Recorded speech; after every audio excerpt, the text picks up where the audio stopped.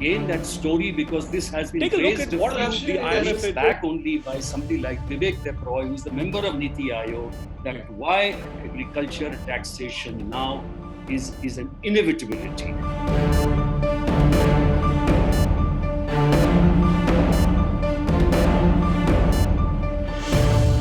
Let me bring in our friend Vinod Kapri here. Vinod ji is a well-known filmmaker, and Vinod ji has done an absolutely fantastic movie. I'm told it's a documentary which he has made. So welcome, Vinod.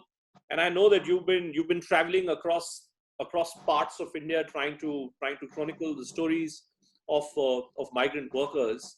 I myself have been in touch with various bodies. We've got video volunteers on multiple occasions in our programs, and they've given us a fair bit of an idea of exactly how bad the situation is. But Vinod, मैं चाहता हूँ कि हमारे ज़्यादा से ज़्यादा दर्शक आपके थ्रू, आपकी ज़बानी के थ्रू इस कहानी को समझ पाए। इसे हिंदी में आपसे चर्चा कर रहा हूँ, और इसको हम लोग आगे भी हम लोग इसको रखेंगे हिंदी में ही। तो पहले ये बताइए विनोद कि ये जो तस्वीरें हम देख रहे हैं, ये कौन लोग हैं, ये कहाँ से जा रहे थे, इनकी क्या जर्नी थी? Bhupen, thank you so much. Bhupen, ये बात है 13 अप्रैल 2020 की, आज से करीब 3 हफ्ते पहले की, जब ये इनमें से कुछ मजदूरों ने की कहानी के बारे में ट्विटर पे किसी ने लिखा था कि ये करीब 30-35 मजदूर हैं जो कि गाजियाबाद के लोनी में रहते हैं, और इन्हें राशन नहीं है, इनके पास खाने को नहीं है, और साथ में उनका उसमें एक नंबर था। तो मैंने उस नंबर पे संपर्क किया और उनसे पूछा, तो तब उन्होंने बताया कि उनकी क्या स्थिति है, और फिर मैंने उसको ट्वीट किया, उनकी व्यथा को, उनकी कहानी को। तो उसके बाद कुछ उनके पास मदद आई, यूपी पुलिस ने भी उसको रिस्पॉन्ड किया, लेकिन उनके पास सरकार की तरफ से मदद नहीं आई, कुछ इंडिविजुअल्स ने मदद दी। 2 हफ्ते तक उनके साथ में संपर्क में रहा, कुछ उनको 2 दिन 3 दिन के राशन मिलता रहा, लेकिन आखिरकार 2 हफ्ते के बाद उन्होंने मुझे एक दिन इन्फॉर्म किया कि हम लोग अब सब्र हमारा खत्म हो गया है, और हम लोग ने 2 दिन पहले अपनी सेकेंड हैंड साइकिल खरीदी, जो आप तस्वीर देख रहे हैं। हमने सेकेंड हैंड साइकिल्स खरीदी और हम अपने गांव, यहाँ से 1232 किलोमीटर दूर सहरसा हमारा गांव है, वहाँ जिला है, वहाँ के लिए हम निकल गए। तो मैं बहुत शॉक्ड था कि ये इतनी बड़ी यात्रा ये लोग साइकिल से करने जा रहे हैं, और ये एक इंसान के तौर पर, एक पत्रकार के तौर पर, एक फिल्मकार के तौर पर, ये मुझे अपनी भी एक नाकामी लगी कि मैं 2 हफ्ते से इनके संपर्क में था, लेकिन चाहते हुए भी बहुत कुछ नहीं कर पाया। मैंने इन्हें बहुत समझाने की कोशिश की कि आपको इतना बड़ा रिस्क नहीं लेना चाहिए, देश में लॉकडाउन है, कोरोना का संकट है, कभी भी संक्रमण हो सकता है, लेकिन उन्होंने कहा कि यहाँ मरने से अच्छा हम अपने गांव जाके मर जाएं, यहाँ हम लोग भूख से मर जाएंगे, और अब हमारा निकलना बहुत जरूरी है, इसलिए हम लोग निकल गए। तो फिर मैंने इनसे बात आपने कुछ विनोद जी की कुछ ये तस्वीरें हैं, और नेटफ्लिक्स और अमेज़न प्राइम जैसे जो प्लेटफॉर्म्स हैं, मुझे पूरा विश्वास है कि सारे प्लेटफॉर्म्स इस कहानी को सुनने में बड़े इच्छुक होंगे। तो क्या इसमें कोई स्टेटमेंट भी है विनोद? क्या हम इसका ऑडियो हम लोग इसका चलाएं? क्या कोई स्टेटमेंट भी कोई है, कोई बात अपनी रख रहा है कोई इसमें क्या? हाँ, इसमें मैंने तकरीबन सभी मजदूरों से बात की। हम लोग करीब 7 दिन इनके साथ रहे, 7 दिन 7 रात। तो आपके पास वीडियो है तो आप उसको प्ले कर सकते हैं। हाँ, बिल्कुल। लेट मी, तो एक बार प्रोड्यूसर को मैं अपने बोलता हूँ, एक बार ये let's just play this video, और फिर आप उसके बाद आप बता सकते हैं। आइए देखते हैं कि विनोद जी ने दरअसल क्या रिकॉर्ड किया है। बताइए, आप गाजियाबाद से सहरसा की जर्नी की यात्रा आप साइकिल पे कर रहे हैं। तो हमारे प्रोड्यूसर्स ये वीडियो चलाएंगे और हम लोग विनोद जी के पास उसमें दोबारा आते हैं।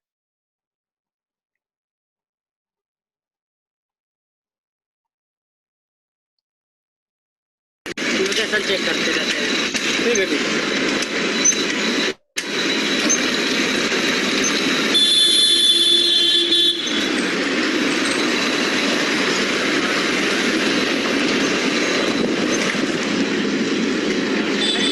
वो पीछे के लोग तो देख लो, आ रहे कि नहीं आ रहे वो।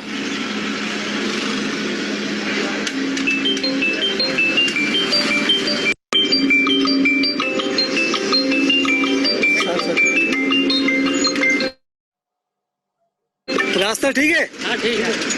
कैसे पता? लोकेशन से फोन से लोकेशन चेक कर रहे हो?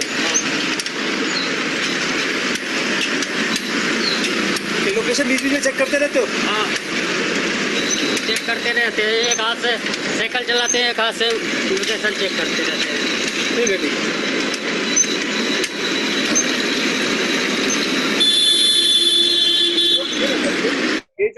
जो वीडियोस जो हम देख रहे हैं, तो क्या जी। आप भी इनके साथ क्या साइकिल पे थे क्या आप भी? नहीं, मैं साइकिल पे नहीं था। मैं और मेरे साथ जो मेरा क्रू था, हम लोग कार पे थे। लेकिन हम लोग लगातार इनके साथ थे। मतलब हमने इनको 1 सेकंड के लिए भी फिर उसके बाद इनको हमने नहीं छोड़ा। हम लगातार इनकी जर्नी ट्रैक कर रहे थे। हुँ। 5-10 किलोमीटर इनके साथ रहते थे, फिर 1-2 किलोमीटर आगे जा कर के फिर हम रोक लेते थे। फिर हम इनका इंतज़ार करते थे। तो पूरे वक़्त हम लोग ये सुबह 5 बजे अपनी यात्रा रोज़ सुबह शुरू करते थे और रात को 12 बजे अपनी यात्रा खत्म करते थे। तो हुँ। उन 5 बजे सुबह से लेकर रात के 12 बजे तक हम लगातार इनके साथ रहते थे। तो और ये जहाँ ये विनोद, आप जब इन चूँकि आप इनके साथ थे विनोद, और मैं देख रहा हूँ इन सबने साइकिल के पीछे जो बोरी है, इस बोरी में क्या था? ये एक्चुअली इस बोरी के अंदर ये ना सीमेंट के बैग हैं और सीमेंट के बैग के अंदर इनके अपने व्यक्तिगत बैग हैं। उन बैग्स में इनके अपने कपड़े हैं। तो ये बैग इन्होंने सीमेंट की बोरी के बैग इसलिए रखे हैं कि इनको लग रहा था कि रास्ते में बारिश होगी, तो हुँ। इनके जो अंदर के जो बैग हैं और जो कपड़े हैं वो भीग ना जाएँ, इसलिए इन्होंने सीमेंट के बैग से उनको ढक दिया, सीमेंट के बैग से उसको कवर कर लिया। बाकी इसके अंदर इनके कपड़े हैं और जूते और कुछ नहीं है, और कुछ भी नहीं है, कपड़ों के सिवाय और कुछ भी नहीं है। लेकिन विनोद भाई 1200 किलोमीटर तो बहुत होता है। मैं सोच के मैं हैरान हूँ कि बताइए लोनी से सहरसा इन लोगों ने साइकिल पे यात्रा की, तो बीच में खाने-पीने की क्या व्यवस्था थी इन लोगों की? खाने-पीने की कोई व्यवस्था नहीं थी भूपेन। बल्कि जब इन्होंने मुझे बताया था तो मैं भी बहुत चौंक गया था और मैंने इनको बहुत समझाया कि आप लोग को नहीं जाना चाहिए, इतना बड़ा खतरा मोल नहीं लेना चाहिए, आपकी व्यवस्था यहीं पे कुछ और करते हैं। हुँ। लेकिन ये लोग तो ख़ैर अपनी ज़िद पे कायम थे। खाने की कोई व्यवस्था नहीं थी, क्योंकि जगह-जगह ढाबे और जब सारे होटल्स वग़ैरह सब बंद थे। तो हुँ। ये करते क्या थे कि हम लोग भी चूँकि साथ में थे, तो रास्ते में कई लोगों ने इनकी मदद की। हुँ।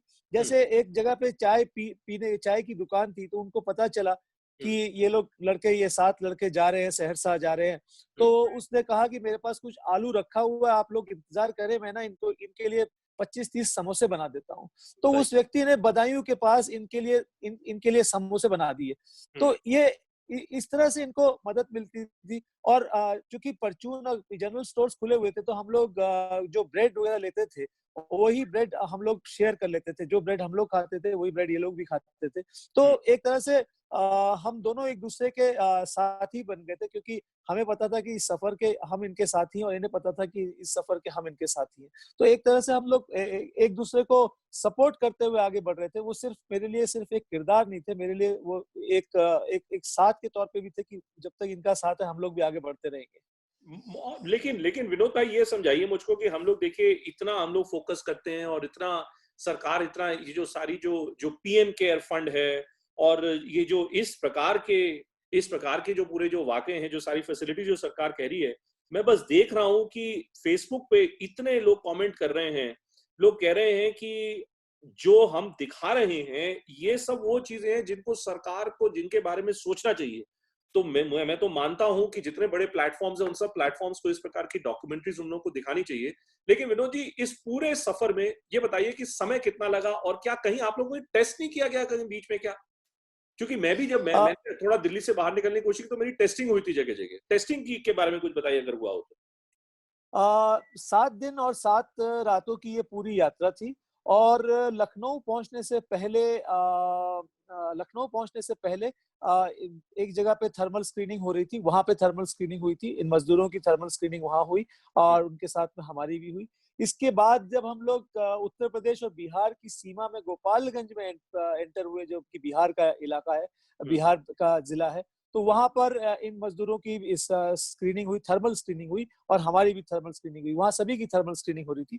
इसके बाद जब हम लोग आगे भी बिहार के अंदर जब अंदर जा रहे थे इनके सहरसा जिले की तरफ, तो हुँ। 2 जगह और रोका गया। तो वहाँ पर भी थर्मल स्क्रीनिंग तो हो रही थी। थर्मल स्क्रीनिंग हर जगह हो रही थी। ये पूछा जा रहा था आप लोग कहाँ से आ रहे हैं, और उसके बाद आगे बढ़ने दिया जा रहा था। तो जब बिहार में जब एंटर किए तब क्या हुआ? तो क्या इनको क्या क्वारंटाइन फैसिलिटी में भेज दिया गया था क्या? चूँकि ये लोग दिल्ली से आ रहे थे या गाज़ियाबाद से आ रहे थे?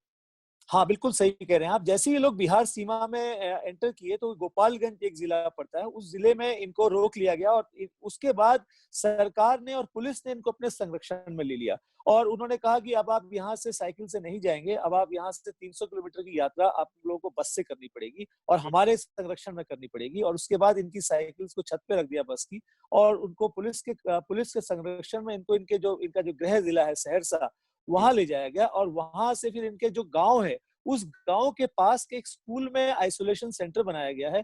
वहां पर इनको रखा गया, लेकिन वहां पे रखा गया और उस आइसोलेशन सेंटर में। लेकिन ये जो पूरी यात्रा थी, ये इनकी पूरी यात्रा बस से जो यात्रा थी 24 घंटे की यात्रा थी।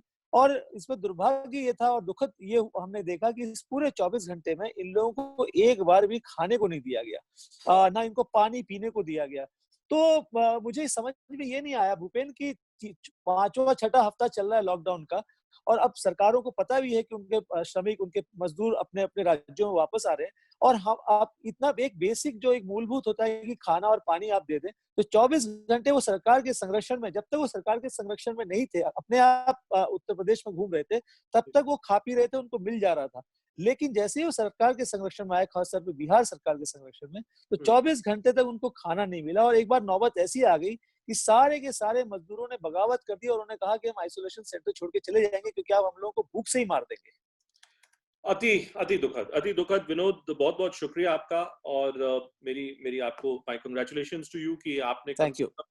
इस प्रकार की कहानी को आपने हमारे दर्शकों के सामने आप लाए, और इसीलिए हमने प्लेटफॉर्म बनाया है। ये टॉक टू भूपेन प्लेटफॉर्म इसलिए है ताकि विनोद भाई हमारे जैसे जो मित्र हैं, वो कहानियां जो टीवी चैनलों पर नहीं होती, वो कहानियां जो मेन स्ट्रीम मीडिया में आपको सुननी चाहिए, उन्हीं सब कहानियों को बताने के लिए हमने ये प्लेटफॉर्म बनाया। बहुत बहुत शुक्रिया। We'll meet you thank again you. tomorrow night with another story. All the very best. Stay well, stay safe.